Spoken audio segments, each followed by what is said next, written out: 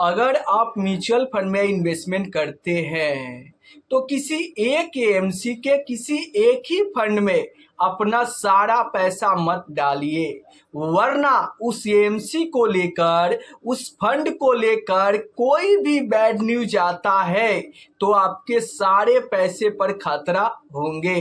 जैसे मान लो कि क्वांट म्यूचुअल फंड पे सेबी ने रेड डाला और डर का माहौल बना और इन्वेस्टर ने सिर्फ 3 दिन में 1400 करोड़ रुपए निकाल लिए और 6 दिन में 2800 करोड़ का बिकवाली कर दिया, जिसके चलते क्वांट म्यूचुअल फंड में भारी गिरावट देखने को मिला था। तो आप सोचो कि जिस इन्वेस्टर का सारा पैसा क्वांट म्यूचुअल फंड में लगा होगा, उस समय उस इन्वेस्टर पर क्या गुजरता होगा। वो काफी टेंशन में आ गया होगा, क्योंकि उसका सारी मेहनत की कमाई एक ही एएमसी में लगा हुआ है। इसीलिए मैं कहता हूं कि अगर आप अपने मेहनत से कमाए हुए पैसे को बचाकर इन्वेस्ट करते हो तो किसी एक ही एएमसी के किसी एक ही फंड में सारा पैसा इन्वेस्ट मत करो, वरना आप बुरा फंसोगे।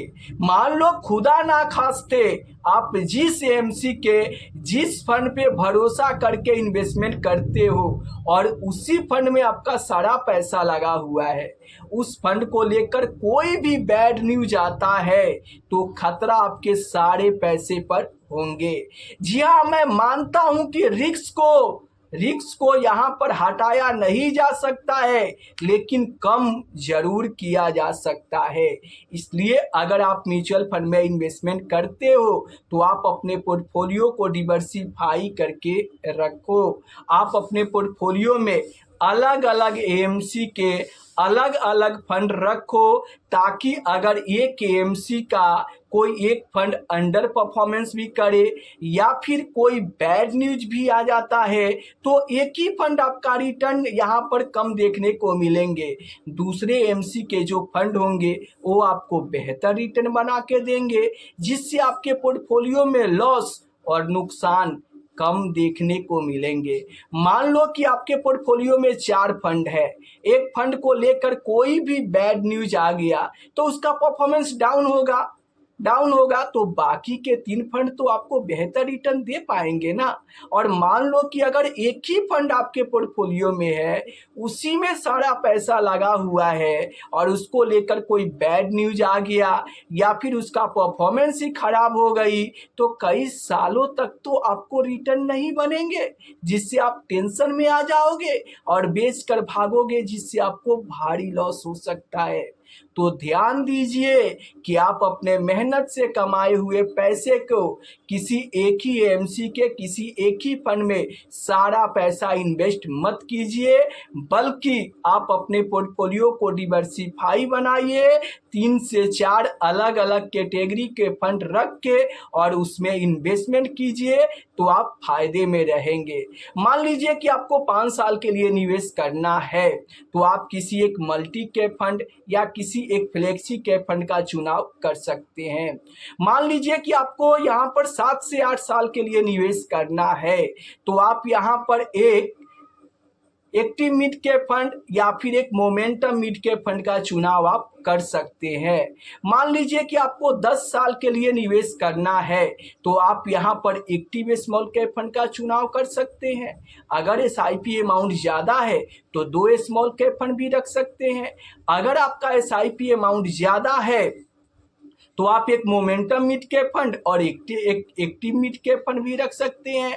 अगर आपका एसआईपी अमाउंट ज़्यादा है तो आप चाहे तो एक यहाँ पर मल्टी कैप और एक फ्लेक्सी कैप फंड भी रख सकते हैं, लेकिन टाइमिंग के हिसाब से। अगर मान लीजिए कि 10 साल के लिए निवेश करना है और 10 साल के लिए आप फ्लेक्सी कैप में निवेश कर रहे हैं तो आप गलत कर दोगे, क्योंकि 10 साल में आपको जितना रिटर्न स्मॉल कैप बनाकर दे देगा उतना फ्लेक्सी कैप आपको नहीं देने सकेगा।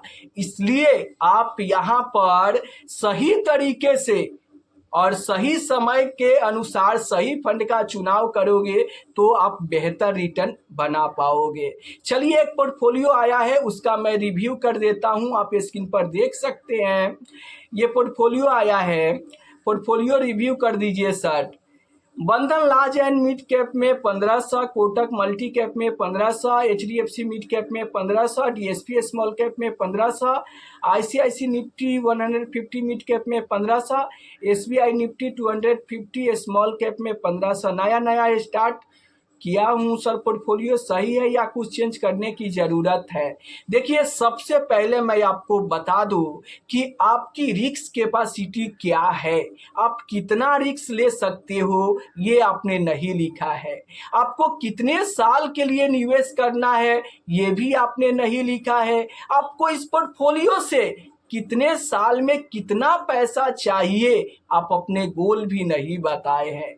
जब भी आप यहाँ पर पोर्टफोलियो रिव्यू करवाए या अपनी सवाल करें तो आप डिटेल बात लिखे कि आपकी रिस्क कैपेसिटी क्या है, आप कितने साल के लिए निवेश करना चाहते हैं और आपको फाइनली कितने साल में कितने पैसे की ज़रूरत है, और उस हिसाब से आपका पोर्टफोलियो सही बना है या नहीं बना है मैं आपको चेक करके बता सकता हूं। तो चलिए, मुझे तो पता नहीं है कि आप कितना रिस्क ले सकते हो, आप कितने साल के लिए निवेश करोगे और फाइनली आपको कितने साल में कितना पैसा चाहिए ये आपने बताया ही नहीं। चलिए आपके पोर्टफोलियो पे नज़र डालते हैं। तो देखिए, बंधन large and mid cap fund आपने लिए हैं, चलिए ये फंड सही है, आप रख सकते हैं। कोटक मल्टी कैप फंड भी सही है। यहाँ पर HDFC मिड कैप की बात करें तो बिल्कुल फंड सही है, कंटिन्यू कर सकते हैं। DSP स्मॉल कैप की बात करें तो बेफिक्र होकर यहाँ पर SIP कंटिन्यू कीजिए, बेस्ट फंड है। वहीं पर ICICI Nifty 150 mid cap fund की बात करूँ तो मिड कैप कैटेगरी के आप इंडेक्स फंड में इन्वेस्ट कर सकते हो, कोई दिक्कत कोई प्रॉब्लम नहीं है, क्योंकि मिड कैप इंडेक्स फंड लंबे समय में 7 से 8 साल में बेहतर रिटर्न आपको दे सकते हैं। लेकिन यहाँ पर जो आपने स्मॉल कैप इंडेक्स फंड को पोर्टफोलियो में रखे हैं, जो SBI निफ्टी 250 स्मॉल कैप में 1500 आपका जा रहा है, मैं बार बार इन्वेस्टर को मना करता हूँ कि ये स्मॉल कैप इंडेक्स फंड से आपको दूर रहना चाहिए। क्यों? क्योंकि ये स्मॉल कैप इंडेक्स फंड लंबे समय में भी इन्वेस्टर को बेहतर रिटर्न नहीं दे पाता है। तो अगर आप स्मॉल कैप की इतना ज़्यादा उतार चढ़ाव झेलते हुए, स्मॉल कैप में ज़्यादा रिस्क लेते हुए आप यहाँ पर स्मॉल कैप इंडेक्स फंड में इन्वेस्टमेंट कर रहे हो, तो लंबे समय में भी आपको उतना बेहतर रिटर्न नहीं मिलेगा जितना बेहतर रिटर्न आपको एक्टिव स्मॉल कैप फंड दे सकते हैं।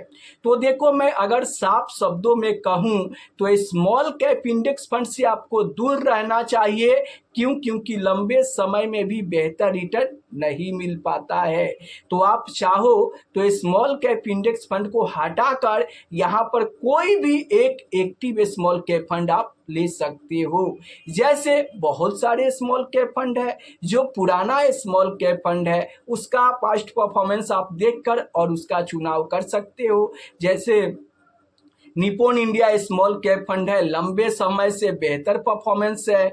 जैसे क्वांट स्मॉल कैप फंड है, इस फंड का भी बेहतर परफॉर्मेंस है। अभी की मैं बात करूं तो बंधन स्मॉल कैप फंड ट्रेंडिंग में चल रहा है। तो आप अपने रिस्क कैपेसिटी के हिसाब से फंड का सिलेक्शन कर सकते हो। जैसे क्वांट ज़्यादा रिस्की है, बंधन ज़्यादा रिस्की है, लेकिन इन दोनों फंड से थोड़ा कम risky Nippon India small cap fund है। तो आप अपने रिस्क के अनुसार फंड का चुनाव करिए।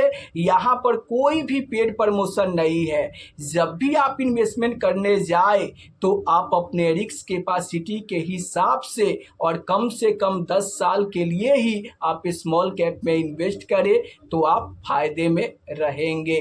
अब देखिए, फाइनली आपका पोर्टफोलियो बेहतर है। आप एक स्मॉल कैप इंडेक्स फंड को हटाकर कोई भी एक एक्टिव स्मॉल कैप फंड रख लीजिए, ताकि लंबे समय में आपको बेहतर रिटर्न मिल सके।